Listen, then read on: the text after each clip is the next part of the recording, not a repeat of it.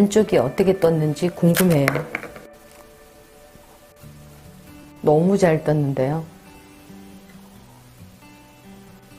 메주가 정말 잘 떴어요. 깔끔하게 떴어요.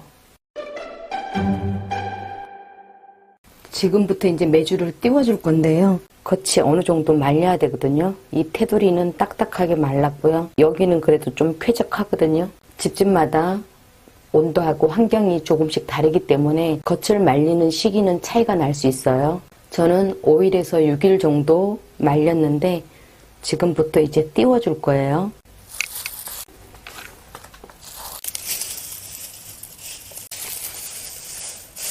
짚을 댈 수 있으면 이런 데 사이에 끼워줘요. 올해 메주를 띄우면서 느낀 건데 이 유기농 짚을 사용하니까 이렇게 예쁘게 잘 떠요. 지금 이 사이사이에 균들이 아주 빽빽히 자리를 잡았거든요. 진행하는 게 있고 다시 지금 생기는 게 있는데 안쪽으로 침투하면서 완전히 발효가 잘 되거든요. 온도를 보면 31도고 습도가 55예요. 온도는 30도에서 35도 유지가 좋고요. 그리고 습도는 50에서 60 정도가 적당해요. 한 2주에서 3주 정도 띄워줄 거거든요. 제가 박스 안에 넣었었는데 올해는 박스 안에 안 넣고 이대로 한번 해볼게요. 지금 메주를 띄운 지 17일 정도 됐는데 볼게요.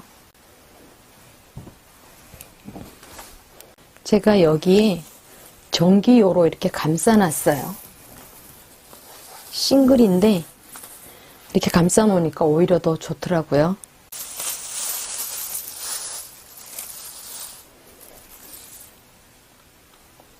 메주가 거의 다 말랐어요.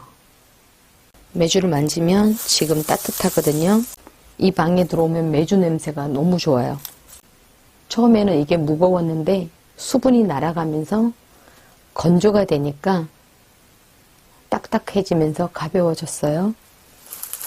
건조가 덜 된 상태에서 띄워주게 되면 청국장처럼 그렇게 진이 나오는데 겉을 충분히 건조를 시켜서 띄워줘야 장맛이 좋은 메주를 만들 수 있어요. 이렇게 여기에다가 올리고 저는 1인용 매트를 가지고 이렇게 감싸 놓으니까 좋더라고요. 온도를 38도로 맞춰놨어요. 12시간 되면 자동으로 꺼지는 거라서 제가 이렇게 한 번씩 전원을 껐다가 다시 켜줘요. 그러면 이 온도가 유지가 되더라고요. 그리고 나서 위에 이불을 한 번 더 덮어줘요. 메주를 지금 띄운 지 거의 20일이 됐거든요. 한번 볼게요. 습도가 10% 정도예요. 메주가 되게 얇아졌어요. 이게 두꺼웠는데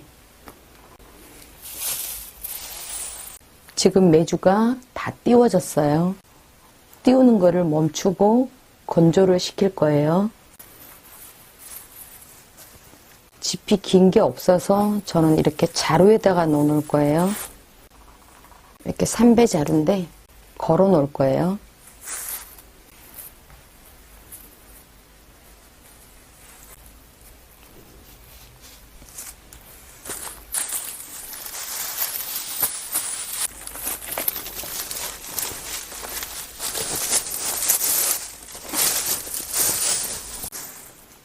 이렇게 부직포에 넣어서 보관했다 사용하면 되거든요.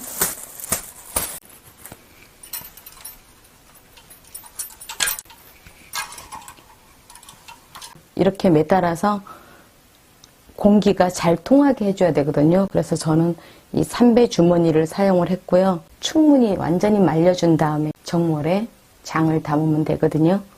조금은 번거로울 수도 있어요. 눈으로 직접 보고 이렇게 발효를 시켜서 장을 담그게 되면 음식을 하게 되더라도 자부심이 생기고 가족들을 위해서 뭔가를 할 수 있다는 게 참 의미가 있더라고요.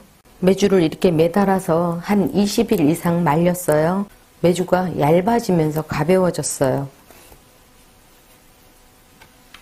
냄새가 너무 좋은데요.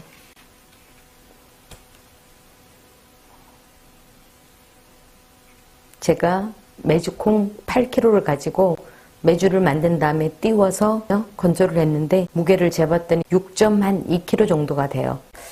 안쪽이 어떻게 떴는지 궁금해요.